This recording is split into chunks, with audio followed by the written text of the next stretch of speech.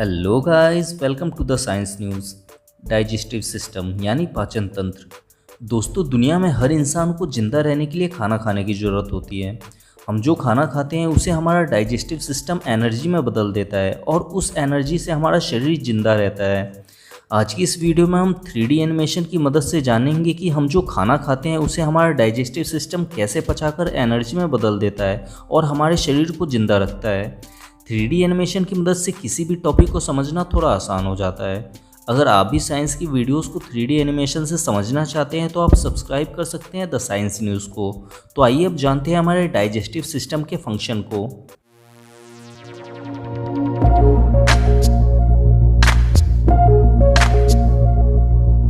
हमारे digestive system के function को समझने के लिए सबसे पहले हमें ये समझना होगा कि हमारा शरीर जिंदा कैसे रहता है। हमारा पूरा शरीर छोटी छोटी कोशिकाओं यानी सेल से मिलकर बना हुआ है और हमारे शरीर के हर सेल्स को जिंदा रहने के लिए ऑक्सीजन की, ग्लूकोज की और कुछ न्यूट्रिशंस की ज़रूरत होती है।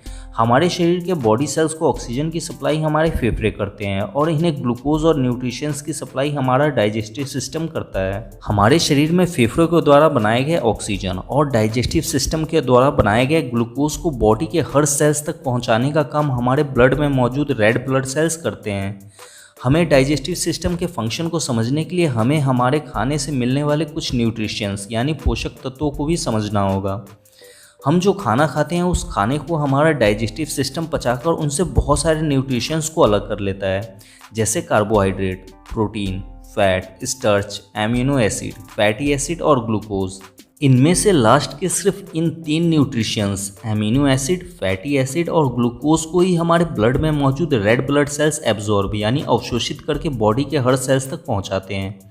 तो आइए अब जानते हैं कि हम जो खाना खाते हैं उसे हमारा डाइजेस्टिव सिस्टम कैसे पचाकर उनमें से एमिनो एसिड, फैटी एसिड और ग्लूकोज को बनाता है।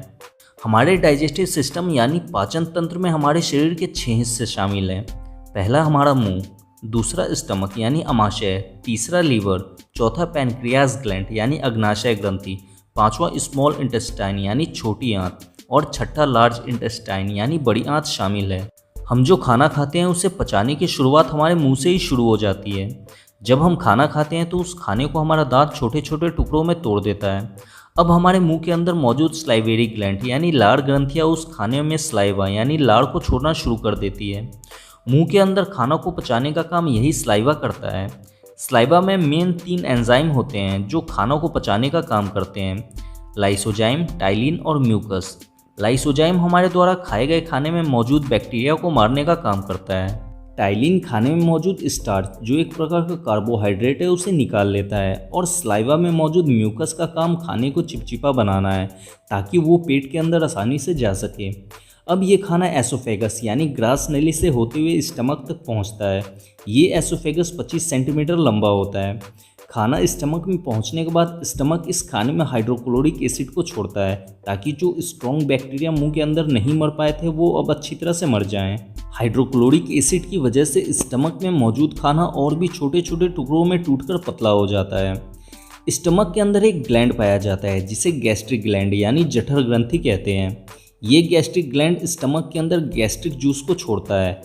इस गैस्ट्रिक जूस में रेनिन और पेप्सिन 2 एंजाइम पाए जाते हैं। रेनिन और पेप्सिन का काम खाने को पचाकर उनमें मौजूद प्रोटीन को निकालना है। पेप्सिन खाने में मौजूद प्रोटीन को अलग करके उसे तोड़कर प्रोटीन के एक स्मॉलेस्ट फॉर्म पेप्टोन में बदल देता है। हम जितना ही ज़्यादा खाना खाते हैं स्टमक उस खाने को पचाने के लिए उतना ही ज़्यादा हाइड्रोक्लोरिक एसिड छोड़ता है। इसलिए जब कोई इंसान हद से ज़्यादा खाना खा लेता है तब स्टमक में ज़्यादा हाइड्रोक्लोरिक एसिड रिलीज हो जाने के कारण खाना एसिडिक हो जाता है और गैस बनाने लगता है। तब इसे ही हम एसिडिटी कहते हैं। इस प्रॉब्लम से छुटकारा दिलाने के लिए डॉक्टर मैग्नीशियम हाइड्रोक्साइड देते हैं। हम जो इनो पीते हैं वो मैग्नीशियम हाइड्रोक्साइड ही होता है। मैग्नीशियम हाइड्रोक्साइड क्षारीय प्रकृति का होता है और हम सब ये बात जानते ही हैं कि अम्ल और क्षार आपस में मिलकर निष्क्रिय हो जाते हैं। इसलिए इनो पीने के तुरंत बाद एसिडिटी ठीक हो जाता है। स्टमक में खाना 4 घंटे तक रहता है। 4 घंटे बाद स्टमक से अधपचा खाना निकलकर अब स्मॉल इंटेस्टाइन यानी छोटी आंत में पहुंचता है। स्मॉल इंटेस्टाइन लगभग 7 मीटर लंबा होता है। स्मॉल इंटेस्टाइन में खाना पहुंचने के बाद लीवर इसमें बाइल जूस यानी पित्त को छोड़ता है। लीवर द्वारा छोड़ा गया बाइल जूस क्षारीय प्रकृति का होता है। छोटी आंत अम्लीय खाने को नहीं पचा पाती है, इसलिए स्टमक में हाइड्रोक्लोरिक एसिड के कारण अम्लीय बना हुआ खाना बाइल जूस मिक्स होने के कारण निष्क्रिय हो जाता है।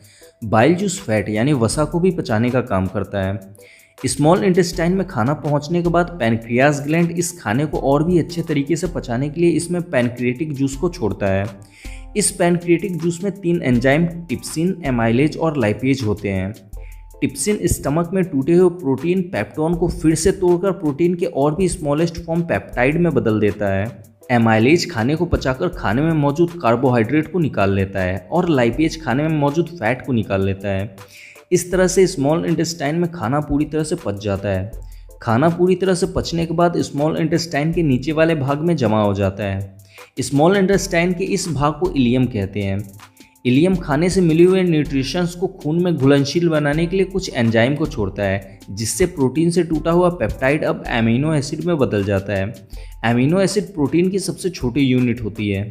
इलियम के एंजाइम के कारण कार्बोहाइड्रेट ग्लूकोज में बदल जाता है और फैट फैटी एसिड में बदल जाता है। अब एमिनो एसिड, फैटी एसिड और ग्लूकोज इन तीनों को रेड ब्लड सेल्स एब्जॉर्ब कर सकता है। इलियम में फिंगर शेप के कुछ स्ट्रक्चर पाए जाते हैं, इन्हें विलाई कहते हैं। इन विलाई के अंदर ब्लड वेसल्स यानी बहुत ही पतली पतली खून की नलिकाएं होती हैं। जब इलियम में एमिनो एसिड, ग्लूकोज और फैटी एसिड बन जाते हैं तब इन विलाई द्वारा इन्हें एब्जॉर्ब करके ब्लड में भेज दिया जाता है। अब ब्लड में मौजूद रेड ब्लड सेल्स इन न्यूट्रिशंस को बॉडी सेल्स तक पहुंचा देते हैं। खाने में मौजूद मिनरल्स यानी खनिज पदार्थों को स्मॉल इंटेस्टाइन को तोड़ने की जरूरत नहीं पड़ती, इन्हें विलाई द्वारा डायरेक्ट एब्जॉर्ब कर लिया जाता है। हमारे डाइजेस्टिव सिस्टम को प्रोटीन को पचाने में सबसे ज़्यादा मेहनत करना पड़ता है। पहले प्रोटीन को तोड़कर पेप्टोन बनाना पड़ता है, फिर पेप्टोन को तोड़कर पेप्टाइड और फिर लास्ट में पेप्टाइड को तोड़कर एमिनो एसिड बनाना पड़ता है। तब जाकर इसका अवशोषण छोटी आंत द्वारा हो पाता है। स्मॉल इंटेस्टाइन में पूरी तरह से पचने और एब्जॉर्ब होने के बाद अब खाने का बचा हुआ वेस्ट मटेरियल पहुंचता है लार्ज इंटेस्टाइन यानी बड़ी आंत में। स्मॉल इंटेस्टाइन में खाना पूरी तरह से पच तो जाता है, पर उसमें अभी भी पानी मौजूद रहता है। लार्ज इंटेस्टाइन का काम पचे हुए खाने के वेस्ट मटेरियल में से पानी को सोखना है।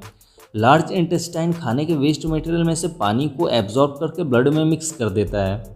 अब ये वेस्ट मटेरियल रेक्टम में जाकर इकट्ठा हो जाता है। रेक्टम में खाना इकट्ठा हो जाने के बाद इंसान बाथरूम को याद करने लगता है। फिर बाथरूम में जाने के बाद ये वेस्ट मटेरियल एनस के रास्ते हमारे शरीर से बाहर निकल जाते हैं। हमारे द्वारा खाए गए खाने को मुंह से लेकर एनस से बाहर निकलने तक 32 फीट यानी लगभग 9 मीटर तक का सफ़र तय करना पड़ता है। इस तरह से हमारे द्वारा खाया गया खाना हमारे शरीर में पचता है। उम्मीद है कि आप हमारे पाचन तंत्र को अच्छी तरह से समझ गए होंगे। अगर आपको अभी भी इसमें कुछ समझ में नहीं आया है तो आप इंस्टाग्राम पर जुड़कर अपना कोई भी सवाल मुझसे पर्सनली पूछ सकते हैं। हमारे इंस्टाग्राम चैनल को फॉलो करने के लिए डिस्क्रिप्शन में लिंक दिया गया है। दोस्तों, आज हमारा साइंस बहुत तेज़ी से डेवलप हो रहा है। इसी की वजह से आज दुनिया में हर दिन नई नई खोज और आविष्कार होते रहते हैं। ऐसी ही नई नई खोज और आविष्कार की जानकारी से हमेशा अपडेट रहने के लिए आप सब्सक्राइब कर सकते हैं हमारे नए चैनल साइंस न्यूज़ टीवी को। इस चैनल का लिंक मैंने नीचे डिस्क्रिप्शन में दे दिया है, आप उस पर जाकर इसे सब्सक्राइब कर सकते हैं।